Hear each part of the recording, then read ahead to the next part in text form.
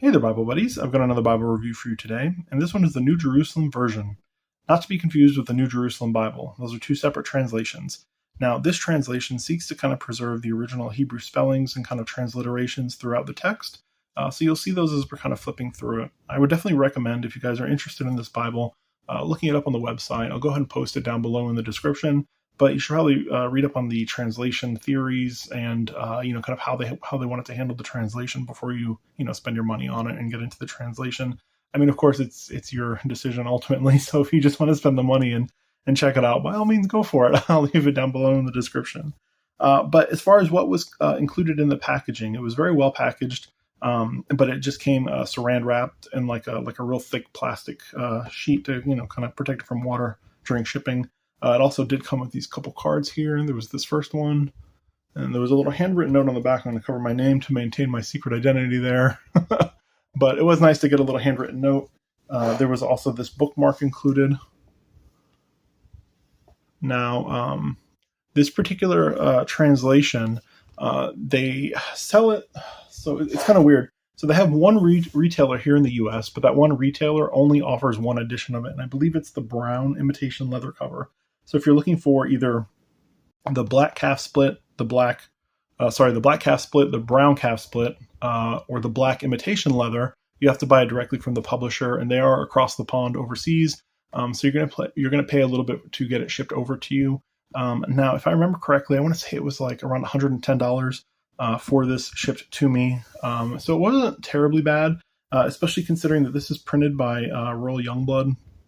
So the quality is actually pretty nice. It's also on a 32 GSM PRIMA Bible paper. So the paper is pretty nice overall, to be honest with you. And the current construction is very nice. So it does seem like a fair deal, even at $110 if you're interested in one of these leather editions. So let's go ahead and take a look at that nice leather cover. We'll get started there. You can see that wonderful grain.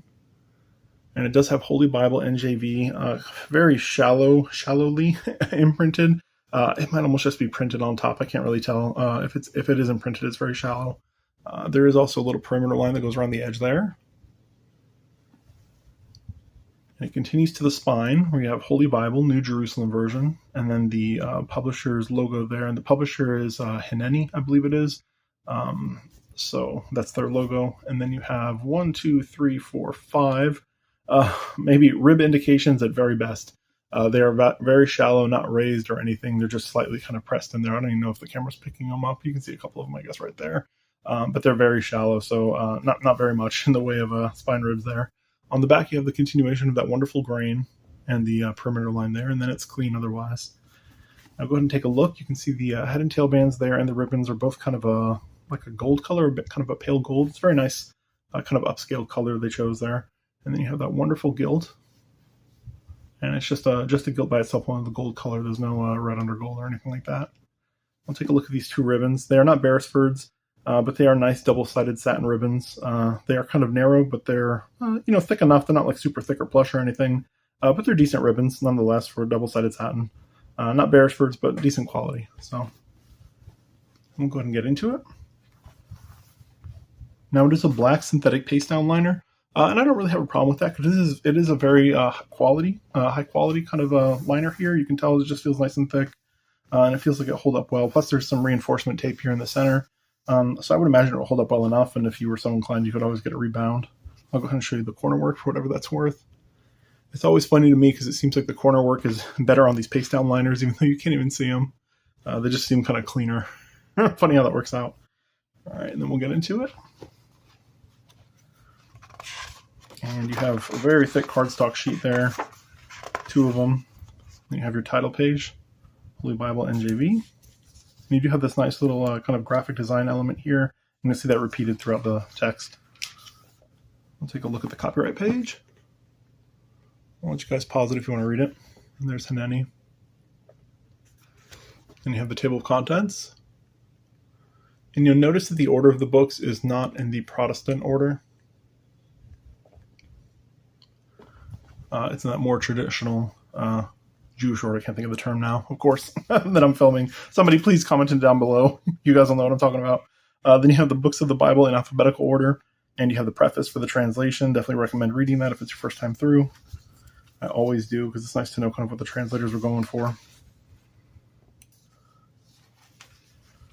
then you have a dedication there. And then you have the first page for the Torah, the title page. And, oh, went too far. There we go, then we have Genesis. And you'll see there the original kind of text, the Hebrew text there for Genesis. I'll show you some of the text. Now, it is a double column paragraph layout, and it is fairly clean. We'll go ahead and flip pages here so you guys can get a better feel for the general layout. And we see here that on the top corners, you have the kind of the English names, and then you have the Hebrew names and the associated chapters that are on each page. And then you have the page numbers in the lower corners, and that's it. It's pretty clean otherwise. Now, there are some kind of translators' footnotes and cross-references, but they're very sparse, and they're mostly in the New Testament. So we'll take a look at some of those when we get up there. But otherwise, you can see there are some nice poetic settings, and you can see there the original, kind of the original Hebrew name there, the Tetragrammaton. So it's interesting there. I'll try and show them to you as I see them. You do have kind of a double line chapter number here, drop cap chapter number, but it is pretty clean. There's no running headers or anything like that. Now, the only thing I did notice is the verse numbers are pretty small. Let me get you in close there. The verse numbers are pretty small, so I don't know if you wanted to preach out of this translation, this is probably going to be about your only option. But definitely the verse numbers are kind of hard to see, so it might be kind of hard preaching out of this, or at least trying to follow along with the pastor quickly with these sorts of small verse numbers. They're not bold or anything like that either, so they might be kind of hard to find. So we'll go ahead and kind of flip through this a little bit so you guys can get a feel for it. And I do love this paper. Like I said before, it's a 32 GSM PRIMA Bible paper.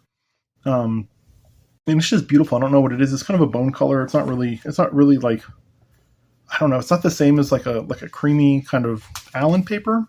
It has kind of a different yellow tint to it. That, like I said, it's more like a bone. But it is very nice. I don't know what it is, but it's very like soothing when I look at it. I don't know how to explain it. It's almost like when I look at it. I don't know why. It just feels like I'm reading the text off a pillow or something. It's a very nice paper. I'm not going to lie. And I do like it because it is smooth, but it's not like super smooth to me. Like Cambridge paper and Schuyler paper sometimes is like very smooth. And I'm not a fan of that. I like paper that has just a little bit of texture to it. And this has like a nice enough, like to me, kind of the right amount of, texture to it. Not too much, not too little, that sort of thing. So let's try and get to some, poetic books here. It's all in order. Let me see what I can find. There's Jeremiah. I guess we can do Jeremiah. We'll just take a quick look. But we'll zoom in here so you guys can kind of see that quality of the paper. Now, you will notice that it is not line matched. Maybe they might have attempted or something like that, but you can kind of see the lines kind of all over the place. And line matching probably would have helped with this text. But, for whatever reason, they chose not to do that here. So, but the show through is, probably about medium level. It's not like super distracting to me, but it's not like the best I've ever seen. Let's take a look at Psalms 119. I know a lot of people like to look at that one. All right, now let's get on ahead to the New Testament. Now you'll notice that the Old Testament does not end in Malachi because it has that different order. It ends with 2 Chronicles. So we have here the end of 2 Chronicles. And then we have the Good News, title page. And then you have the Good News according to Matthew.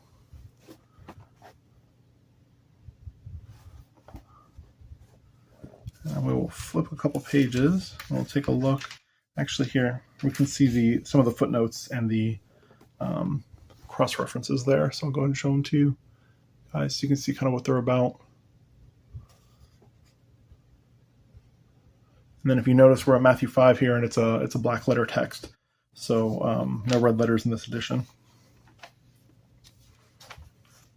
Now, like I said, the footnotes and the cross references are pretty sparse. There's not very many. So, if you're trying to use this as a deep study Bible, you might be wanting more. Let's go ahead and flip to the end here. So here we have Revelation 22. It wraps up there, and then you have the glossary. And the glossary has some nice terms. Take a look, you guys, if you're interested. And it's not like a super, super, super in-depth glossary. Just a few pages here. And then you have your weekly Torah portion.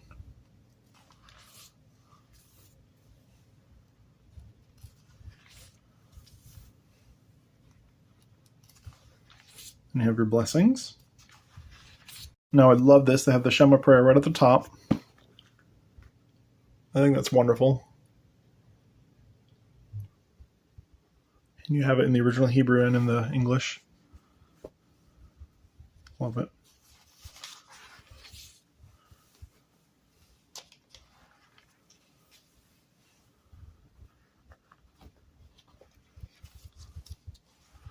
And then you have your appointed times with your references there, your verse references. You have your Hebrew calendar. And your Hebrew alphabet.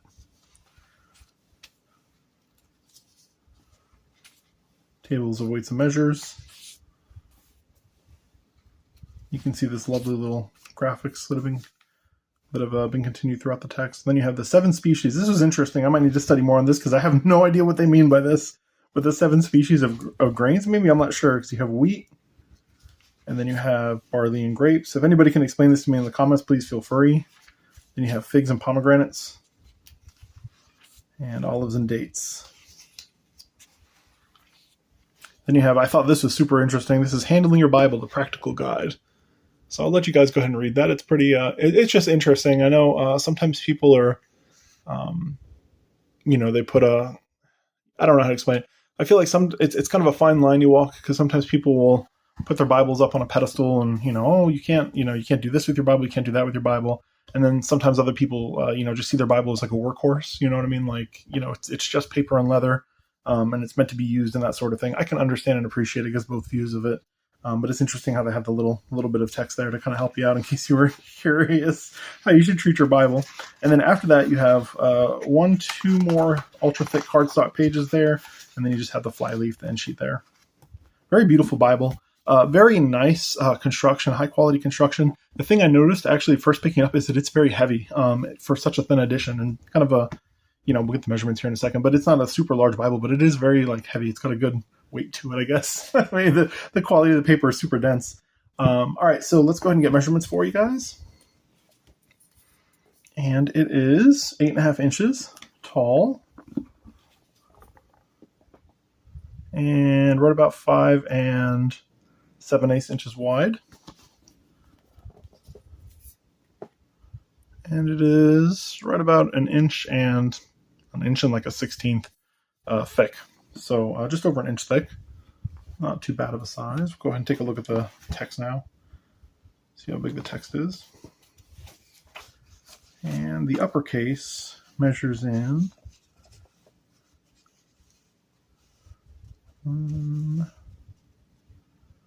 about an 8.5 versus Times New Roman. The lowercase, just on M, there we go. Lowercase is a little bit bigger. It's kind of in between a 9.5 and a 10, so maybe like a 9.75 in comparison to Times New Roman. So obviously I always go with the lowercase letters because there's more of them in the Bible. So I would say it's probably about a 9.75 font versus Times New Roman, which is definitely a good size, a nice readable size. Anything really close to 10 point is going to be very readable for most people. So yeah, I don't know what else to show you guys. I'm going to have some other kind of unique translations coming up soon. So I'll try and make sure that I post this one first, but there's some other sort of these kind of like Hebrew oriented translations that I'm going to be reviewing here. So if you're interested in this sort of thing, stay tuned. Otherwise, Bible buddies, if you can, please like, comment, subscribe, all that jazz. Until next time, bye.